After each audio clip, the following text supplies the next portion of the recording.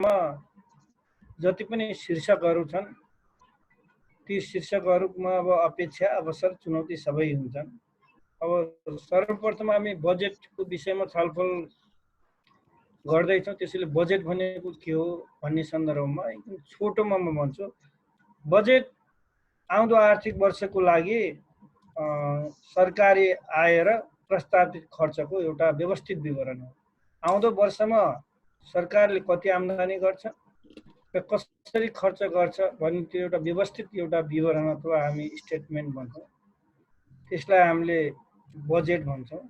र त्यो बजेटमा के कुराहरू समावेश हुन्छ भने इन जनरल हामीले त्यो जानकारी राख्नुपर्ने हुन्छ।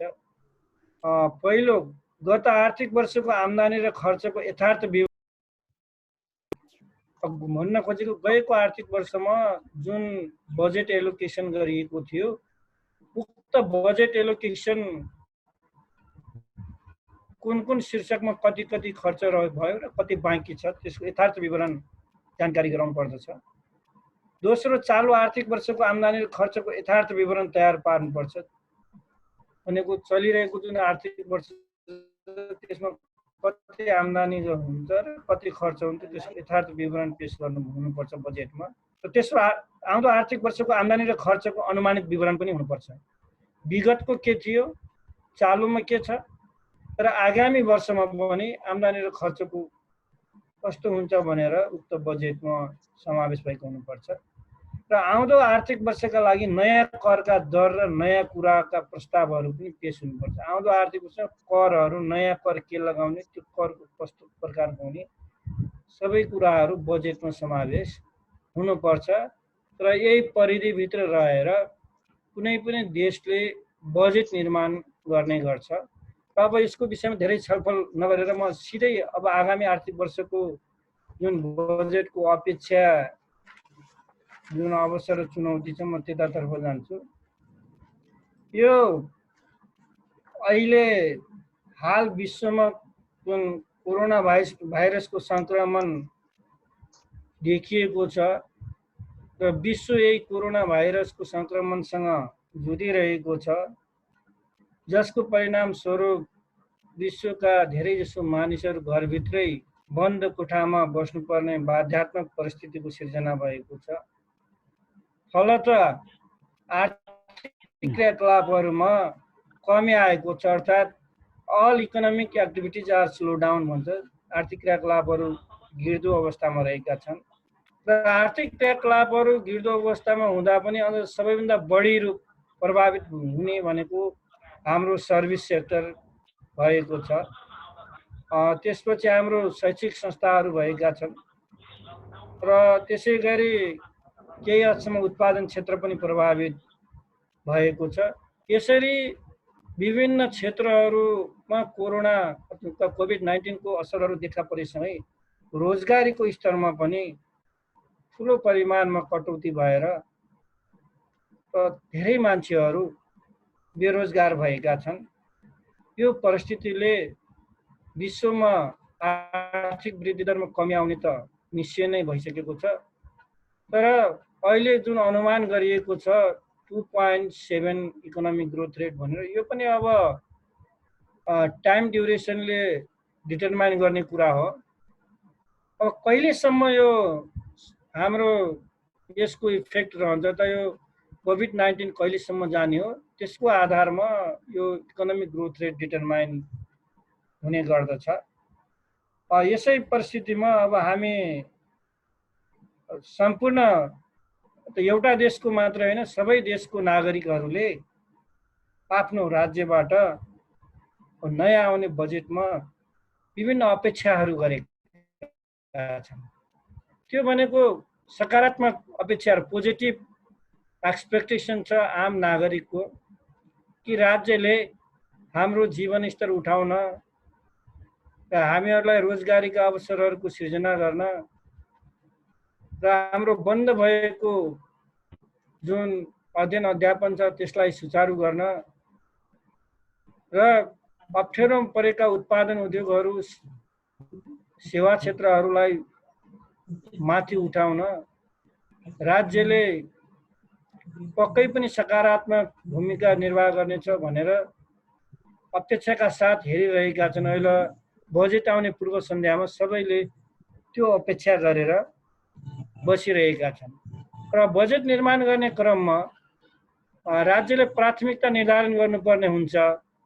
प्राथमिकता निर्धारण गर्ने क्रममा अब महत्त्वका आधारमा कुन क्षेत्रलाई बढी महत्त्व दिने, सबैभन्दा महत्त्वपूर्ण सबै महत्त्वपूर्ण छन्, त्यसमा पनि more importance, medium and lace importance हुने खालका विभिन्न प्राथमिकताहरू हुने गर्दछन्। त्यसै क्षेत्रमा अहिले मुख्य सरोकारको विषय भनेको राज्यको स्वास्थ्य क्षेत्र नै रहेको छ। त्यसैले म सर्वप्रथम स्वास्थ्य क्षेत्रकै कुराको उठान गर्दछु। अब ठुल्ठुला विकसित देशहरू पनि कोरोना भाइरसबाट जुधिरहेको बेला यो सङ्क्रमितको सङ्ख्या अत्याधिक बढ्दो क्रममा छ र मान्छेहरू फेरि सुधार भएर ठिक भएर पनि घर घर फर्किनु भएको छ, केहीको मृत्यु पनि भएको छ। दुःखद कुरा हो र ती विकसित देशहरूमा पनि बिरामी राख्ने ठाउँहरू नभएर बिरामीको महत्त्वको आधारमा बढी जो सिरियस छ उसलाई अस्पतालमा भर्ना गर्ने र अलि सिरियस नभएकालाई घरमै औषध दिएर घरमै आइसोलेसनमा बस्नु भन्ने किसिमको त्यो चलेको छ विकसित देशहरूमा पनि। भने हाम्रो जस्तो विकासोन्मुख देश जहाँ स्वास्थ्य सेवा त्यति प्रचुर मात्रामा हामीले पहिले नै त उपलब्ध गर्न सकेका थिएनौँ र अहिलेको यो महामारीको स्थितिमा झन् कसरी प्राप्त गर्ने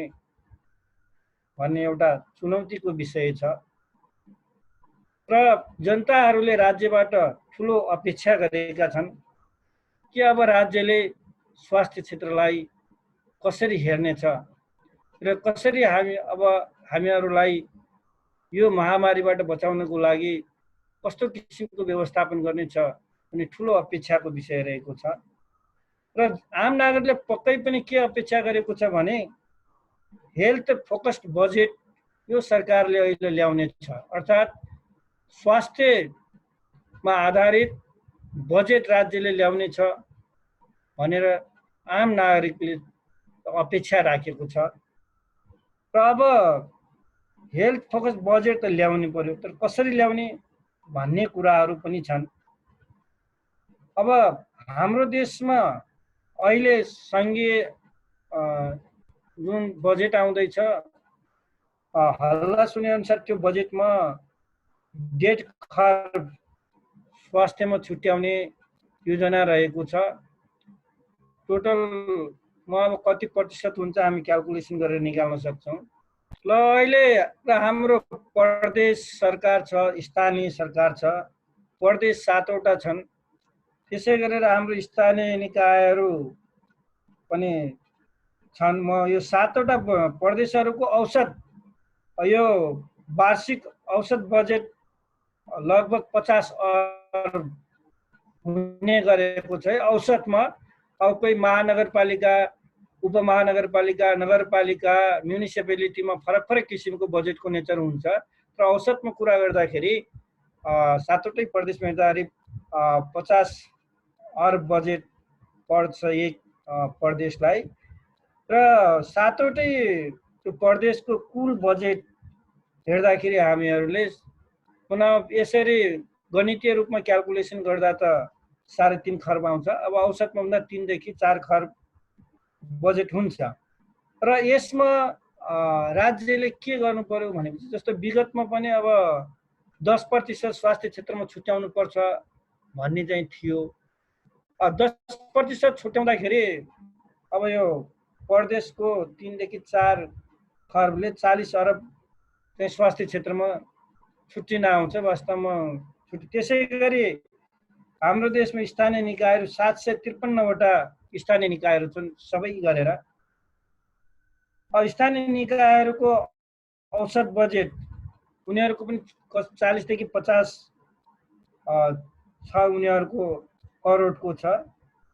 अब त्यो 40 देखि 50 करोड गर्दाखेरि त्यसैबाट त्यसमा पनि 10% छुट्याउने गर्दाखेरि स्वास्थ्यमा त जुन 10% छ त्यसलाई बढाएर अब अनिवार्य रूपमा प्रदेशले पनि स्थानीय निकायले पनि आफ्नो कुल बजेटको 15% स्वास्थ्य क्षेत्रलाई यदि छुट्यायो भने जनताको अपेक्षा अनुसार काम गर्दाखेरि छुट्यायो भनेपछि ठुलो परिमाणमा स्वास्थ्य क्षेत्रको लागि पुँजी सङ्कलन हुन जान्छ र अहिले कस्तो पनि भएको छ भने उपचारको लागि निकै टाढा अलि काठमाडौँ नै जानुपर्ने परिस्थिति पनि छ र यसरी जुटेको बजेटलाई हरेक स्थानीय निकायहरूमा एउटा स्वास्थ्य उपचार केन्द्र न्यूनतम स्वास्थ्य उपचार केन्द्र चाहिँ राज्यले स्थापना गर्न सक्यो भनेपछि जनताको अपेक्षा अनुसार चुनौती त छ नै तर जनताको अपेक्षा पुरा हुन्छ र यो एउटा अवसर पनि हो स्वास्थ्य क्षेत्रमा उल्लेखनीय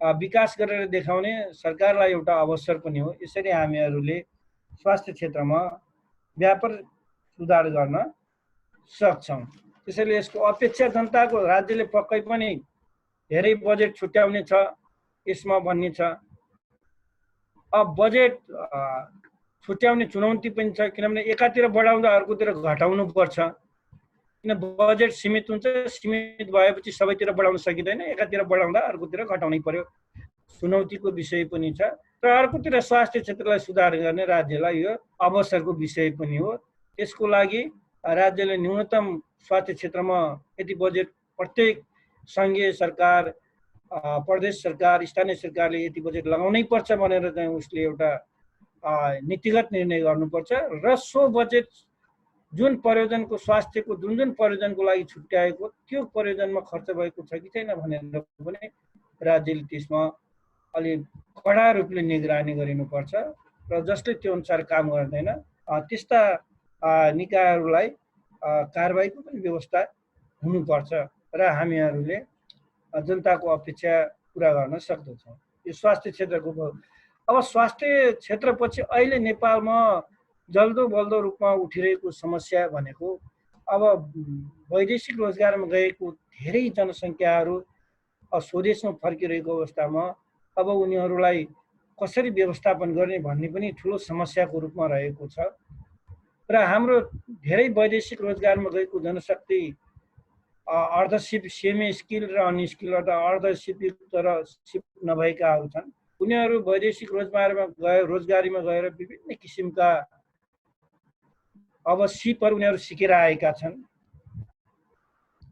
र तिनलाई व्यवस्थापन गर्ने प्रमुख क्षेत्र भनेको कृषि क्षेत्र हो र हाल नेपालमा त्यो 65% मानिसहरू कृषि पेसामा संलग्न रहेको तथ्यले देखाउँछ र जीडीपीमा यसको योगदान 27% रहेको देखिन्छ र अहिले अब हाम्रो कृषि कस्तो रह्यो भन्दाखेरि जीवन निर्वाहमुखी कृषि हुँदा यो परिवेश देखिन आउँदछ अब यो जीवन निर्वाहमुखी कृषिमै बाट जनस्तर नउठ अर्थात् आम नागरिकको आर्थिक स्थिति माथि नउठ्ने भएकै कारणले वैदेशिक रोजगारको प्रभाव बढेको हो अहिले बाध्यात्मक परिस्थितिले सबै फेरि स्वदेश फर्किनु परेको स्थिति छ र अब कृषि क्षेत्रमा आम परिवर्तन गर्ने एउटा परिवर्तन हुन्छ भनेर जनसमुदायले अपेक्षा गरेको छ र सरकारको लागि यो अवसर पनि हो र त्योभित्र चुनौतीका विषयहरू पनि समावेश रहेका छन् अब हामीहरूले सर्वप्रथम त विगतमा कृषि क्षेत्रमा कुल बजेटको लगभग 6% रकम छुट्याउने गरेको पाइन्छ औसतमा हेर्दा तर यो अत्यन्तै न्यून हो जहाँ 65% अथवा 65% मानिसहरू संलग्न छन् त्यसमा 6% मात्रै बजेटको हुँदा कति नै हुन आउँछ र हामी क्याल्कुलेसन गर्न सक्छौँ यसले हामी कृषिको व्यवसायीकरणतर्फ कृषिको यान्त्रिकीकरणतर्फ हामी उन्मुख छैनौँ भन्ने कुरा प्रष्ट देखाउँछ यो राज्यको लागि चुनौतीको विषय हो कसरी चुनौतीको विषय हो भने अब यसलाई कसरी व्यवसायिक गर्ने र त्यो व्यवसाय गर्ने एउटा अवसर हो फेरि राज्यलाई अब कसरी गर्न सकिन्छ राज्यले भन्ने विषयमा अब व्यापक हामीले छलफल पनि गर्यौं अहिले वाणिज्य बैंकहरूलाई राष्ट्र बैंकले 10% चाहिँ कृषि क्षेत्रमा लगानी गर्नु भनेर एउटा नीतिगत निर्णय छ। तर अहिले अनुगमन गर्ने मूल्याङ्कन गर्ने भने कुनै पनि वाणिज्य बैङ्कहरूले कृषि क्षेत्रमा 10% लगानी गरेको छैन। यो सरासर वाणिज्य बैङ्कहरूले नीतिगत उल्लङ्घन गरेको देखिन्छ। तर यस्तो नीतिगत उल्लङ्घनलाई राज्यले राम्रोसँग निरीक्षण अनुगमन गरेर नीतिगत उल्लङ्घन गर्नेहरूलाई कारबाही गर्ने क्षमता पनि राज्यले राख्नुपर्छ। र अर्को जुन सहुलियत ऋण छ, यो सहुलियत ऋण हो 10% पनि सहुलियतमा हो, 6% मात्रै हो। 6%मा पनि 3% कृषकले 3% राज्यले दिन्छ भनिने छ। अब कागजमा खेती गर्नेहरूले सो सुविधा उपलब्ध गर्ने र त्यो सुविधालाई जमिनमा लगानी गर्ने जो अनुत्पादक छ भनेपछि वास्तविक किसानहरू सङ्गठित हुन नसकेको भएको हुनाले पनि उनीहरूले अवसर पाएका छन्। अब राज्यलाई यो चुनौतीको विषय भएको छ कि कागजमा खेती गर्नेहरूलाई कसरी रोक्ने, वास्तविक किसानहरूलाई कसरी सङ्गठित गरेर व्यवसायिक बनाउने र राज्य स्तरबाट र वाणिज्य बैङ्कहरूबाट कृषि क्षेत्रको विकासको लागि जुन सहुलियत ऋण छ त्यो ऋण 100% वास्तविक किसानमा लगानी गरेको छ कि छैन भनेर अनुगमन निरीक्षण गरिनुपर्छ। नगरेमा कारबाही गर्नुपर्छ। कारबाही गर्ने राज्यले क्षमता राख्नुपर्छ। र यसरी कृषि अब वास्तविक किसानहरूसँग फेरि भूमिहीन छन् धेरै, केही चाहिँ वासस्थानको सुविधा भएका अर्काको जमिन जोतेर खानेहरू छन्। जस्तै हाम्रो समाजमा अध्यायको रूपमा भनिन्छ, आधा जमिनदारले लिने आधा चाहिँ खेती गर्ने मान्छेले लिने, त्यो पनि अब निर्वाहमुखी भयो, सर्भाइभ ओरिएन्टेड फार्मिङ भयो। त्यसले गर्दा वितृष्णा पनि फैलिएको देखिन्छ। अब त्यो वितृष्णालाई हटाउने एउटा अवसर आएको छ राज्यलाई। त्यसको लागि विभिन्न उपायहरू छन् राज्यले अवलम्बन गर्न सक्ने। एक त जसले खेती गर्दैन उसको जमिन करारमा लिदिनु पर्यो राज्यले। करारमा लिइसकेपछि वास्तविक किसानलाई सङ्गठित गर्नु पर्यो र राज्य स्तरबाट हुन सक्ने सेवा सुविधा उनीहरूलाई दिने, कृषिमा लगाउने र सो कृषि उत्पादनको बजारीकरणको व्यवस्था, सो कृषि उत्पादनको मूल्य र बजारीकरणको व्यवस्था राज्यले गर्न सक्नुपर्छ। राज्यले गर्छौँ त भन्छ, कागजमा गरिएको छ तर व्यावहारिक रूपमा गर्न सकेको छैन। यो चुनौती हो, तर अहिले यसलाई अवसरमा बदल्ने समय आएको छ। त्यो वैदेशिक रोजगारबाट फर्केर आएका अधिकांश मानिसहरूलाई स्थान विशेष अनुसार माटोको पहिचान गरेर, हावापानीको पहिचान गरेर स्थान अनुसारको हामीहरूले यो फार्मिङ एडप्सन गर्न सक्छौँ अथवा फार्मिङमा हामीहरूले लगाउन सक्छौँ। र त्यो फार्मिङबाट, परम्परागत फार्मिङबाट नेपालमा अस्ति नै भने 1 करोड मेट्रिक टन उत्पादन हुन्छ भन्नुभएको थियो हाम्रो सरले। अब यसलाई यदि व्यवसायीकरण गर्यौँ, यसमा उन्नत किसिमको मल, बिउ बिजन, उन्नत किसिमको प्रविधि लगाएर व्यवसायीकरण गर्यौँ भनेपछि 2 गुणाले वृद्धि भएर 3 करोड मेट्रिक टन उत्पादन हुन सक्छ भने हुन पनि सक्छ। किन यो निर्वाहमुखी र व्यवसायिकमा धेरै फरक छ। यदि यस्तो गर्न सक्यो भने राज्यले जुन हाम्रो बाहिरबाट एक्सपोर्ट हुन्थ्यो खाद्यान्न सामग्री, त्यो पूर्ण रूपमा हाम्रो प्रतिस्थापन हुनेछ। त्यसबाट हाम्रो कति बचत हुन्छ, हामीहरूले कति खाद्यान्न इम्पोर्ट गरिराखेका छौँ, त्यसमा कति हाम्रो करेन्सी आउटफ्लो भइरहेको छ, त्यो सम्पूर्ण करेन्सीलाई हामीहरूले चेक गरेर त्यसलाई हामीले हाम्रै देशमा राख्न सक्छौँ, जो हाम्रो लागि के गर्ने देशभित्रै उत्पादन भयो त्यति बराबर त्यो बजारमा जान्छ, जिडिपीमा पनि त्यो इन्क्लुड हुने भयो। हामीले बाहिरबाट इम्पोर्ट गरेको त जिडिपीमा इन्क्लुड हुँदैन। स्वदेशभित्रै त्यो किसिमले उत्पादन वृद्धि भयो भने जिडिपी त स्वतः वृद्धि हुने भइहाल्यो। अब मार्केटमा जाँदाखेरि फेरि कृषकहरूले कर पनि तिर्ने भयो, कर आय पनि वृद्धि हुने भयो, जिडिपी पनि वृद्धि हुने भयो। त्यसैले गर्दाखेरि यो रेमिट्यान्सबाट जुन वैदेशिक रोजगार गएका मानिसहरू फर्केका छन् भनेर हामीलाई चिन्ता छ। यो चिन्ता गर्नुपर्ने विषय हुन्न, यो अवसरको विषय हुन्छ। यसलाई हामीहरूले प्रयोग गर्न सक्नु पर्छ। त्यसै गरेर कोही औद्योगिक सिपहरू सिकेर आएका छन् वैदेशिक रोजगारबाट, धेरै पुँजीले उद्योग सञ्चालन गर्ने क्षमता छैन, तर घरेलु तथा साना उद्योगहरू जसलाई हामी लघु उद्योगहरू भन्छौँ, कृषि उत्पादनमा आधारित लघु उद्योगहरूको स्थापनामा राज्यले सहकारी गर्नुपर्छ। यदि निजी स्तरमा उनीहरूले आँट गर्दैनन् भने पनि पब्लिक पार्टनरसिप प्रोग्राम अन्तर्गत त्यस्ता किसिमका लघु उद्योगहरू नेपालमा सञ्चालन गरिनु पर्दछ। यसले गर्दा पनि हाम्रो वैदेशिक रोजगारबाट फर्केका अधिकांश मानिसहरूलाई हामीहरूले रोजगारमा लगाउन सक्छौँ। अब रोजगारमा लगाएपछि त स्वतः आम्दानीको सिर्जना भएर जीवनस्तर माथि उठ्छ र यसले हामीलाई एउटा के पनि ठुलो अवसर दिएको छ भने हामीले रोजगारको लागि विदेशीहरूको मुख ताक्नु पर्दैन। हाम्रा नेपाली युवा युवतीहरू पैसाको लागि अर्काको देशमा चाहिँ जानु पर्दैन, खेपिनु पर्दैन र आफ्नो इज्जतका साथ आफ्नै देशमा रोजगारका अवसरहरू सिर्जना गरेर हामीहरूले आय आर्जन गर्न सक्छौँ र आफ्नो जुन हामीले भन्छौँ वैदेशिक रोजगारमा जाँदाको परिवारसँगको बिछोडको पीडा, जुन बच्चाबच्चीहरूलाई आफ्नो अभिभावकत्वको कमी, बुढाबुढीहरूलाई संरक्षकको कमी, त्यो सबै पुरा हुन्छ। यसका धेरै पोजिटिभ असरहरू छन्, धेरै अब त्यसको लामोतिर नजाउँ। त्यसैले अब दोस्रो प्राथमिकता कृषिलाई हामीहरूले माथि उठाउनु, व्यवसाय गरेर अहिले राज्य स्तरमा माथि उठाउनु पर्छ। एउटा अपेक्षा भनेको जनताले अब कृषिमा ठुलो क्रान्ति आउँछ भनेर अपेक्षा गरेको छ। यो राज्यको लागि यो एउटा अवसरको विषय हो र चुनौती पनि त्यत्तिकै छ, किनभने यसलाई व्यवस्थित गर्नु छ, यसलाई सङ्गठित गर्नु छ, बाहिरबाट आएको जनशक्तिलाई त्यसमा व्यवस्थापन गर्नु छ, यो चुनौती पनि हो। त्यसै गरेर अर्को उद्योग क्षेत्र पनि रहेको छ।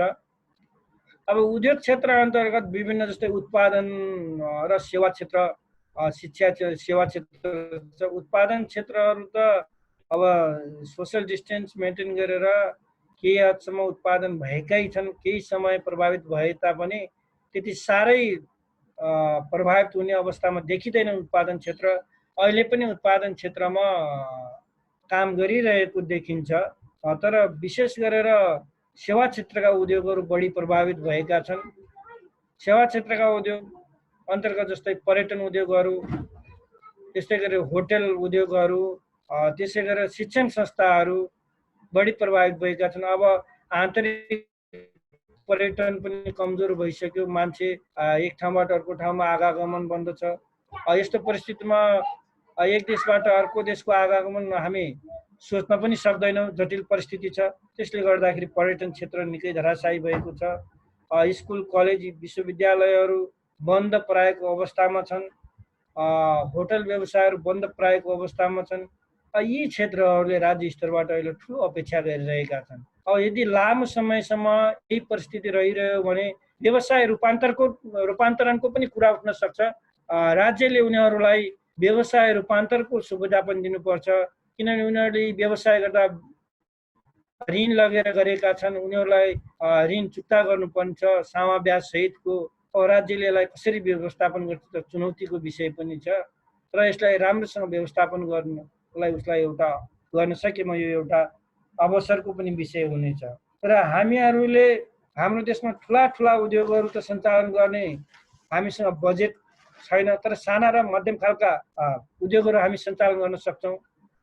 निजी क्षेत्रमा सञ्चालन गर्न सक्नेहरूलाई निजी क्षेत्रमै प्रोत्साहन गर्ने समेत ब्याज दरमा, र स्वदेशी उत्पादनलाई प्रोत्साहित गर्ने, हाम्रो आयात प्रतिस्थापन गर्ने, जस्तो आयात गरिने एउटै किसिमको वस्तुहरू यहाँ उत्पादन हुन्छ, उताबाट त्यही किसिमको वस्तुहरू आउँछ भने त्यसलाई उच्च जुन कस्टम ड्युटी लगाएर पनि त्यसलाई हतोत्साहित गर्ने र स्वदेशी उत्पादनलाई प्रोत्साहित गर्ने किसिमको नीति राज्यले यदि यस्तो गर्न सक्यो भनेपछि पनि हाम्रो बाहिरबाट आयात गरिने वस्तुमा जुन करेन्सी आउटफ्लो हुन्छ त्यो रोकिने भयो।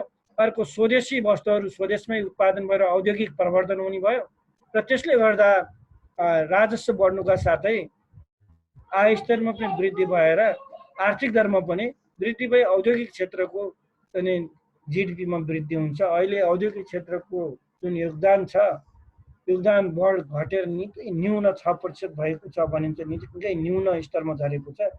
यसलाई हामीहरूले निकै माथि उठाउन सक्छौँ। र त्यसै गरेर शिक्षा क्षेत्रमा जनताले गरेको अपेक्षा, सरकारको चुनौती, सरकारलाई हुने चुनौती र अवसरको विषयमा शिक्षा क्षेत्रको विषयमा बोल्छु। 15औं योजनाले नेपालमा साक्षरता दर 90% पुर्याउने भनेर एउटा लक्ष्य राखेको छ। अब त्यो लक्ष्यलाई पुरा गर्नको लागि अहिले यो कोरोना भाइरसको जुन सङ्क्रमण छ एउटा बाधकको रूपमा देखा परेको छ। विकसित देशहरूले त अनलाइन प्रविधिबाट कक्षाहरू सञ्चालन गरिरहेका छन्, तर हाम्रो देशमा त्यो किसिमको प्रविधि सबै ठाउँमा पहुँच छैन र योभन्दा अगाडि धेरै जसो हाम्रो विश्वविद्यालयहरूले अथवा स्कुलहरूले, कलेजहरूले यो प्रविधि अपनाएका पनि थिएन। अहिले कोरोना भाइरसको उत्पत्तिसँगै हामीहरूले पनि केही अभ्यास, त्रिभुवन विश्वविद्यालयले पनि, काठमाडौँ विश्वविद्यालयले पनि, मध्यपश्चिम यी विभिन्न विश्वविद्यालय एउटा पहुँच भएका ठाउँमा अनलाइनको केही सुरुवात भएको छ। सुरुवात गरे तापनि धेरै जसो यसमा संलग्न प्राध्यापकहरू, विद्यार्थीहरूलाई यो प्रविधिको ज्ञान पनि छैन। यो प्रविधिबाट पनि हामी पछाडि छौँ। त्यसैले हामीले यसको पूर्ण रूपमा सदुपयोग गर्न सकेका छैनौँ। र यो उद्देश्य अब जनताले के अपेक्षा गरेको छ, आम अध्ययनशील विद्यार्थीले के अपेक्षा गरेका छन् भने अब राज्यले आउँदो बजेटमा अनलाइन शिक्षा, दूर शिक्षा यी विधिहरूबाट जुन पठन पाठन अवरुद्ध हुन गएको छ, यो अवरुद्ध पठन पाठनलाई पक्कै पनि बजेट मार्फत चाहिँ सम्बोधन गर्नेछ भन्ने आम विद्यार्थी जनसमुदायले चाहिँ अपेक्षा गरेको छ।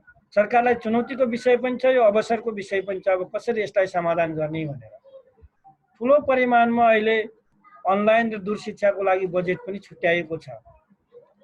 त्यो छुट्याएको बजेट छ एकदम उपयुक्त रूपमा, यथोचित रूपमा जति सक्यो छिटो यो शैक्षिक वर्ष मिस नहुने गरी, खेर नजाने गरेर राज्यलाई यो लागू गर्नुपर्ने एउटा चुनौती पनि आइपरेको छ र राज्य लाग्यो भने यो समाधान गर्न सक्छ र यो अवसरमा पनि परिणत हुन्छ र शिक्षा क्षेत्रमा एउटा नेपालमा पनि नयाँ युगको सुरुवात हुनेछ यदि यी अनलाइन र दूर शिक्षा कार्यक्रम लागू हुन सक्यो भने।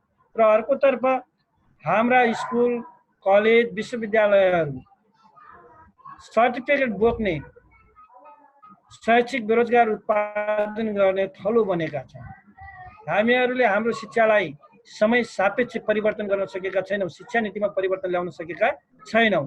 हाम्रो शिक्षा कस्तो मानसिकता जागृत गर्ने भइदियो भनेपछि जागिरे मानसिकताको शिक्षा भयो। पढेर के गर्ने, सर्भिस गर्ने, अर्काको जागिर गर्ने। र हामीलाई जग जाहेरै छ, अरूको सर्भिस गर्दा हो करप्सन गर्यो भनेपछि त पैसा कमाउला, तर शुद्ध तलब अथवा आफ्नो ज्याला थाप्ने मान्छेले कहिले पनि जीवन स्तर उल्लेखनीय रूपमा माथि उठाउन सक्दैन। उसले आफूले चाहेको शिक्षा आफ्ना सन्तानलाई उपलब्ध गराउन सक्दैन, आफ्ना सन्तानका साना साना किसिमका इच्छाहरू पनि पुरा गर्न सक्दैन। त्यसैले शिक्षा स्वरोजगारमूलक शिक्षा चाहिँ हुनुपर्छ। मानिसको जीवन स्तर उठ्छ भने स्वरोजगारबाट नै उठ्छ र व्यक्तिको जीवन स्तर उठ्यो भने राष्ट्र नै माथि उठ्छ। त्यसैले अब शिक्षामा पनि आमूल परिवर्तनको अपेक्षा गरेको छ अबको पिँढीले। त्यसैले राज्यले अब शिक्षा एउटा रोजगारमुखी होइन कि व्यवसायमुखी शिक्षा नीति अवलम्बन गर्ने अपरिहार्य भइसकेको छ। यसमा निकै ढिलाइ भइसकेको छ। छिटोभन्दा छिटो यो युगमा व्यावसायिक जुन एजुकेसन एज भन्छ, कमर्सियल एजुकेसन एजमा प्रवेश गर्न अति आवश्यक छ।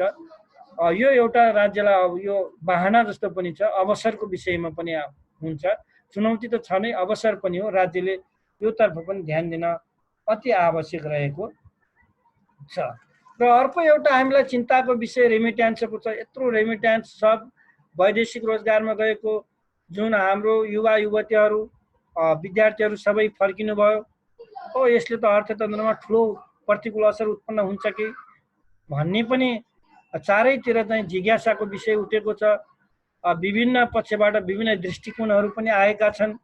म यसै सन्दर्भमा जनताले यो जसरी फर्केर आएको रेमिट्यान्सको विषयमा जनताले गरेको अपेक्षा अनि राज्यले बजेटमा ल्याउने जुन बजेट चुनौती र अवसर छन् यसको विषयमा पनि म केही भन्न चाहन्छु। म पहिले रेमिट्यान्स इन्फ्लो भनेको हामीहरूले वैदेशिक रोजगारबाट कति रेमिट्यान्स हाम्रो देशमा भित्रिएको छ इन्फ्लो भन्छु मैले, रेमिट्यान्स इन्फ्लो र रेमिट्यान्स आउटफ्लो कति छ म त्यो आँकडा दिएर त्यसको विषयमा म छलफल गर्न चाहन्छु। नेपालमा रेमिट्यान्स इन्फ्लो रेमिट्यान्स इन्फ्लो कति भएको छ भने विगतमा 8 खर्ब 79 अरब रेमिट्यान्स इन्फ्लो भएको छ। अहिले घटेर 7 खर्ब 16 अरब भएको छ अहिले घटेर। सुन पहिले त्यो 8 खर्ब 79 अरब अहिले 7 खर्ब 16 अरब भएको घटेको छ है, घटेर आएको छ। र अब यति घटेर आयो यसको मतलब विदेशमै रहेका केही हाम्रा नेपाली दाजुभाइ दिदीबहिनीहरू बेरोजगार पनि हुनुभयो होला, त्यसले पनि घट्यो। र केही फर्केर स्वदेशमा आउनुभयो होला, त्यो कारणले पनि घट्यो। र अब धेरै स्वदेश फर्किने क्रममा हुनुहुन्छ। र आउटफ्लो कति छ म आउटफ्लोको पनि आँकडा दिन्छु। 3 खर्ब 90 अरब आउटफ्लो छ। हेर्नुहोस् भने डिफरेन्स कति आयो हाम्रो इनफ्लो र आउटफ्लोको डिफरेन्स हेरौँ है।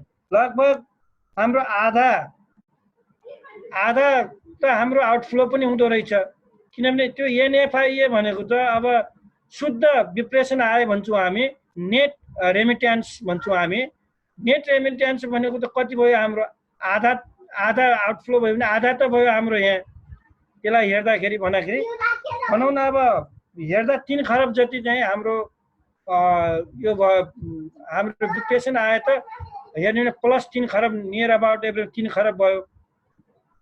सर टाइम र फेरि सर टाइम हेर्नु है। हजुर एक टाइम अनुसार गर्नु, रिजोइन गरौँला। ल हुन्छ सर। अब भनेपछि अब 1 मिनेट भनेछ सर टाइम है। ए हुन्छ रिजोइन गरौँला सर है, म भन्दै जान्छु। हस्। अनि यति भएपछि 3 खरबको कुरा त भयो भने हामीहरूको वैदेशिक रोजगारबाट आउने विप्रेसन आयो घट्यो भनेर चिन्ता गर्नुभन्दा पनि अहिले जुन परिस्थिति सिर्जना भएको छ वैदेशिकबाट पनि खुसी हुनुपर्ने देख्छु मैले। किन फेरि उल्टो अर्थ नलागोस्, किन खुसी हुनुपर्ने अवस्था देख्छु भनेपछि एक त हामीहरूले स्वदेशमै अब रोजगारका अवसरहरू सिर्जना गर्ने बाध्यात्मक परिस्थिति सिर्जना भएको हुनाले मान्छे के हुन्छ भने जस्तै हामी स्वदेशमा हुँदा आफ्नो खेतबारीमा काम गर्दैनौँ, हामीसँग खेतबारी छ तर विदेशमा किनकि त्यहाँबाट उत्पादन आएको छ खाएको छ बसेको, विदेशमा गए त कसैले दिँदैन। बाध्यात्मक परिस्थितिमा हामीहरू रोजगाररत हुन पर्छ, होइन भने हाम्रो ह्यान्ड टु माउथ हुन सक्दैन। अब त्यो बाध्यात्मक परिस्थिति यहाँ सिर्जना भइराखेको छ। वैदेशिक रोजगार पनि अब कोल्याप्स भएर गयो, यदि अझै बढ्दै जाने कोल्याप्स भएर जान्छ भने स्वदेशमा पनि केही नगरेर खाना ह्यान्ड टु माउथको परिस्थिति गर्नलाई पनि कठिन हुनेवाला छ। भनेपछि जबरजस्त रूपमा अब हामी बाध्यात्मक परिस्थितिले अब हामी सेल्फ इम्प्लोइड हुनै पर्छ। सेल्फ इम्प्लोइड हुने भन्ने कुरा मैले अगाडि भनिसकेँ। कृषिमा, लघु घरेलु तथा साना उद्योगहरूमा त्यो आएको जनशक्तिलाई क्षमता